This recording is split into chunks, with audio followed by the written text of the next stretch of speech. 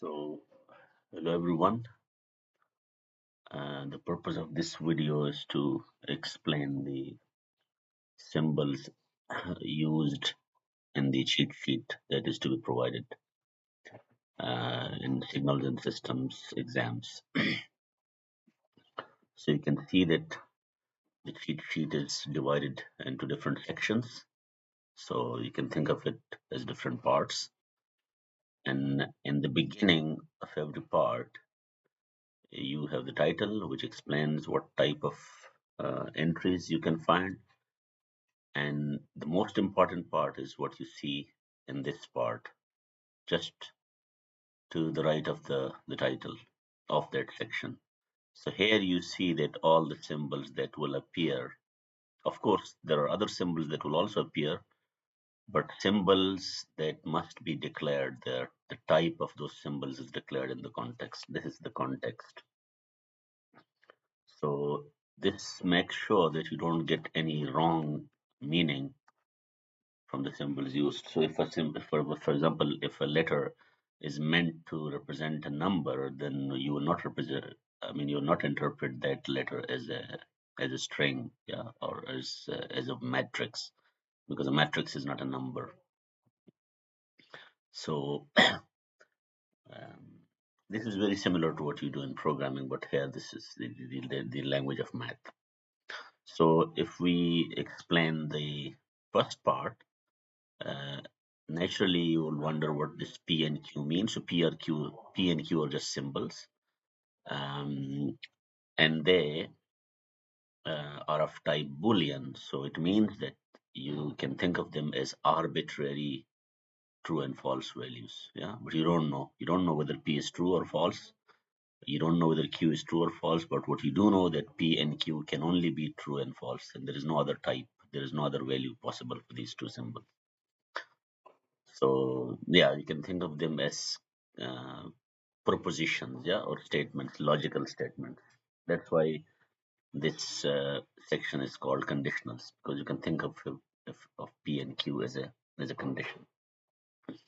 So A and B, we want to be more open with A and B. They can be of any type. So U is the universal. Yeah, so U is for the universal type. So you don't care whether A and B are numbers or strings or matrices or vectors. You don't care. They can be anything. They can even be sets. So now, once you clarified the context, let's see what kind of logical operators we will be using. So this is the not symbol, yeah, not. So not, when it acts on a symbol of type Boolean, so yeah, when it acts on a condition, which is either true or false, what the not does, it converts it um, into the opposite type. So if P is false, it will turn it into true. And if P is true, it will turn it into false. And you can verify this, yeah, by creating a truth table. You can verify that actually it does the job of negating. Yeah, not is also called the negation operator. Yeah. So the next operator is the and. This symbol, this inverted V is called a wedge symbol. Yeah, it's good to know the name of these symbols. So the wedge symbol is actually for the and. Yeah, it is for the and. So P and Q. Yeah, so no, of course P and Q, because it's a logical AND. So this will be true only when both are true. Yeah, otherwise it will be false. And this inverted V, yeah, sorry, this is the inverted wedge, which is in the shape of V, and it's also called a V. This is for OR, logical OR. And logical OR, as you know from DLD, that it will be false only when both are false. In every other case, it has to be true. So I think this was a good start for the symbols and the context. So now let's see how to make use of these symbols and the conditionals. So we'll now define what is called a binary F. So you should think of this F as a binary F operator. Yeah. So if this F happens to be between two conditions, yeah, I wouldn't say conditions. because this to the right, yeah, to the right side of F, you must have a condition of type Boolean, but to the left, you can have anything. That's why I chose A. Yeah, this A can be a condition, A can be a number, it can be a string, anything, you don't care. So what does this if do? So if I highlight the F, it looks to the right, yeah, and if that condition is true, it just passes the value on the left to the output. So the output is A if this is true. It's obvious. Now, what if this condition is false? Yeah, if this condition is false, then it should evaluate to nothing. Yeah, so this means that there is no output. Yeah, nothing is being output. So nothing doesn't mean false or zero. You don't give any meaning which is not justified. So we have now summarized that what the if operator does is that it looks at the right and only the right. Okay, the condition must be on the right. Then it passes the. So you can think of them basically as a box. Yeah, let's say there is a box and the box is named F and it receives two inputs. Yeah, one input is a condition and the other input is something. It can be anything. Yeah, like for example, let's say it's a number. Yeah, just for your convenience, let's say the second input is a number or doesn't need to be a number. It can be anything. So if that condition is true, then this number just passes on. Yeah, it is passed on. A, A. But if that condition is false, yeah, then it is supposed to output nothing basically. And when it output nothing, that doesn't mean zero, that means nothing. So there is no number, it's undefined, right? So this symbol that the output belongs to the empty set is just a mathematical way of saying that there is no output. And I repeat, no output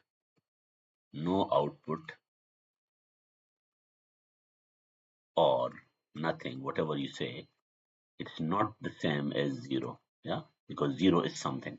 Zero is, in the language of math, it is a number. It's a well-defined concept. It's a well-defined number. So you need to be very clear, not to confuse nothing with zero. So now, once you understand the binary if we can now attack the else. The else is also a binary operator, but it appears with if together with if. So let's say I'm highlighting else. So what it does, it looks to the left. Unlike if, which looks to the right, else will look to the left. So now look at this. Yeah, this thing. A if true. Yeah. So it will evaluate to something. It will evaluate to A. So what else does, if it can find something, yeah, some value which is output by the left part, it will just pass it on. And if it cannot find, so for example, when this is false, in this case, false means that the left side does not evaluate to anything. Yeah, it evaluates to nothing. So then else is asked to provide a backup, yeah, a default. So if I now repeat this here in the form of a box, let's say this is the else, binary else, and you see something on that side. So for example, you say there is an expression and there is a backup plan B. So if that expression is something, if it evaluates to some valid value, something which can be called a value, it is just passed on. It doesn't care about B. But if that expression evaluates to nothing because something stupid is going on and there is no value possible, then B will be provided as a backup value. Okay? I think that's how and you can now verify it from these two statements combined actually provide the definition. So when, yeah, if I put this in a bracket, because the condition is true, A will be evaluated. And A has to be a value because we have declared A to be of type universal. So it has to be some value. A itself cannot be nothing. Uh, Only when you have this condition, even though a is a value, but because the condition is false, this expression evaluates to nothing, right? And I'll actually give you a very useful way of making sense of nothing. Okay, so how? So let's say I write here a if false. Yeah, this expression I know is nothing. Yeah. So now, how do I know that it is nothing? There is a very interesting way. Just put this expression inside of a bracket, yeah, to make it a set, and this set must be equal to the empty set. Why? Because this expression cannot evaluate to anything. So to test whether something is nothing or whether it is something, just make it part of a set as the only element and then see. Okay. So because we know it cannot evaluate to anything, so it has to be the empty set. And that is why I'm using this symbol, yeah, belongs to. So this implies that a if else, it's not equal to 5, but it belongs to 5, which means that it is nothing. So now how do we make use of the binary if and the binary else and the if else construct? So now this is our first useful concept, everson bracket. Yeah, everson bracket is just the name used, but you can think of it as some kind of indicator. Yeah. So indicator for what? So there is the square bracket, and inside of it you have a condition. Condition has to be of type boolean, right? If that condition is true, it will give you for 1. If that condition is false, it will give you 0. So it's a simple box, yeah. So what the everson bracket does, yeah, you just provide it true and it gives you 1. You provide it false and it gives you 0. And these are the only two possible inputs, yeah. You cannot give it a number. Yeah, so if you provide it a number or a string, um, then it will not be the bracket. Yeah, it can be another bracket, but the everson bracket, which is supposed to give you 1 and 0, um, must be provided with a boolean input. So now this part, believe me, is very useful. Yeah, because this part uh, of the cheat sheet provides you enough language, enough symbols to define anything else. So let me just move on rather than, I mean, I'm not going to discuss this at the moment because this will come later, and I'm not going to discuss this either. So let's go straight to the continuous time signals, which we have defined um, using the language used so far. So here again, because this section is supposed to provide you a few definitions of continuous time signals, different types of signals. So definitely you need a context. Now that context needs to be explained. So the first symbol T, which is meant to represent time, it can be any real number. That's why continuous time. So this continuous time is because the time symbol used to represent time will be a real number. Remember, real number means that it cannot have any value, units, sorry.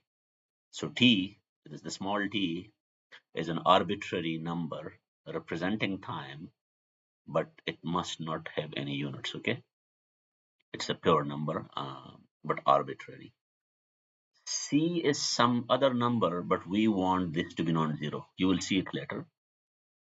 T can be anything, but we want C to be a non-zero real number. And the CC, this non-zero is a condition uh, imposed on the real numbers. Similarly, tau, we want tau to be a real number, but only which is non-negative. So tau cannot be negative, and C cannot be zero, and T can be any real number. Similarly, we want gamma to be another symbol, another number, and we want it to be between -1 and +1, okay? Including, yeah, because the square brackets means that it's a closed interval. So the interval on the real line from -1 to 1, including everything, including the end points, that is, we want gamma to be of that type. And capital T, we want capital T to be a positive real number. Yeah, we don't want this to be zero. So you see, All these symbols have been defined, and now we can use them in our definitions. So if you see, the first one is a constant. I have explained it in the class. The constant function 0, the constant function 1. Pay attention to this particular style of writing 0 and 1, because this 0 is very different from this 0. This 0 is the number, and this 0, the double struck. Yeah, it looks like you have written it twice on top of each other. That is the function, constant function, a function which always gives you a single value, and that value must be 0. Yeah, so it's a graph. And similarly, 1 is a function which always gives you the value 1. Yeah, the constant function 1. Similarly, signum function. Yeah, you see the signum function, it gives you 1 if t is positive. So you can see when t is positive, it's a condition, and the bracket converts this condition to a 1. Similarly, when t is negative, this condition becomes true, and this bracket converts it into a 1. And because both of them cannot be true, only one of them can be true. So when this is true, you have 1 minus 0. When this is true, you have 0 minus 1, and that is exactly what signum is supposed to give you. So if I want to plot signum, it is supposed to give me 1 when t is positive, and it is supposed to give me negative 1 when t is negative, and at 0, because both of these are false, so the bracket will evaluate to 0 and 0. Yeah, so it's in the middle. It's 0 is the average value of 1 and minus 1. So most of these functions, whenever you have this jump discontinuity, they have been defined in such a way that at the jump, the value assigned to the function is the average value. So now the next function is unit step function. Unit step function, you see, if you evaluate this expression, it turns out that, let me just get rid of all these annotations so that it becomes clean now. So if you look at this expression, yeah, because you have sin t, signum t, so it's clear that you, when t is positive, you get 1, and when t is negative, maybe let's choose some other color. Yeah, so yeah, let's choose this color. Maybe I should choose yeah,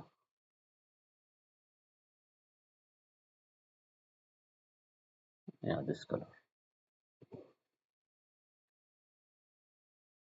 So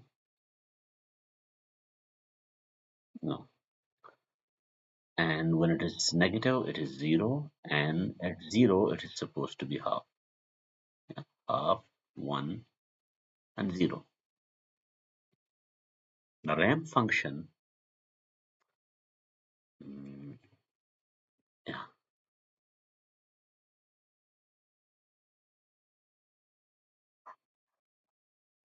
so the next function is the ramp function. And the rank function, what it does, it just multiplies t with u of t, the unit step function, for every t. So you can see clearly that,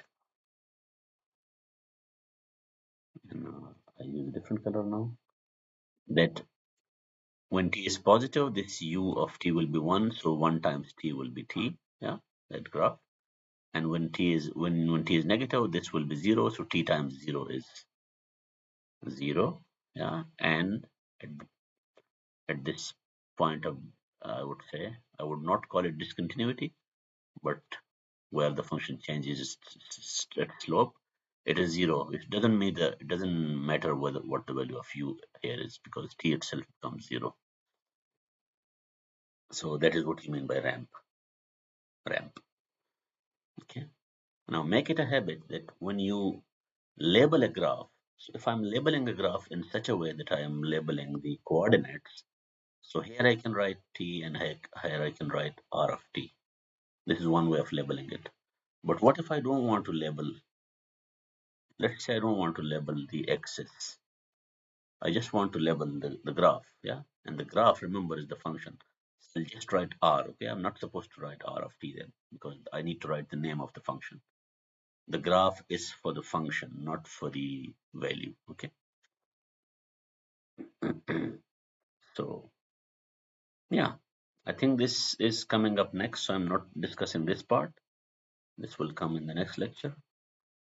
This will also come in the next lecture. This we already discussed, yeah? So sinusoid, so you have cosine and sine, and if you pair them into a single complex number, a clean way of referring to this is CIS. Yeah, C is for cos, S is for sine, I is for this iota thing, and you also know how to write this as a complex number. The advantage of this thing is that you can refer to the name, yeah, CIS. Yeah, uh, EJT is not a name. Yeah, so it's always good to have uh, a way of referring to the name only.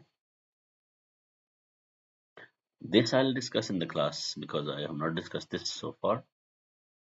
Cardinal sign I already discussed. I think this is enough for today. Okay, so yeah, as we move on in this course, yeah, maybe I can say something about this. Okay, so some function properties. If you look at these symbols, you can see that x is a real number. This f is a function from real to real. G is a function from real to complex. T is a positive real number. L is a non-negative integer, and M is a positive integer. Yeah, well, I'll get to these later on, but the thing which I can easily explain is this even and odd. Okay, so even of f, yeah, it's a condition. I'm just checking whether f is even or not. So this will test the function. It will reflect the function and see if they are the same even after the reflection. If that is true, we call it an even function. And if the sign changes after the reflection, we call it the odd function. And if a function is not even or odd, you can extract the even part or the odd part by this formula. But here you must have noticed something. In this formula, we have used this this box with shaded boundary, with dashed boundary. So it's not a box with solid boundary, but a box with dashed boundary. Yeah, a box with dashed boundary.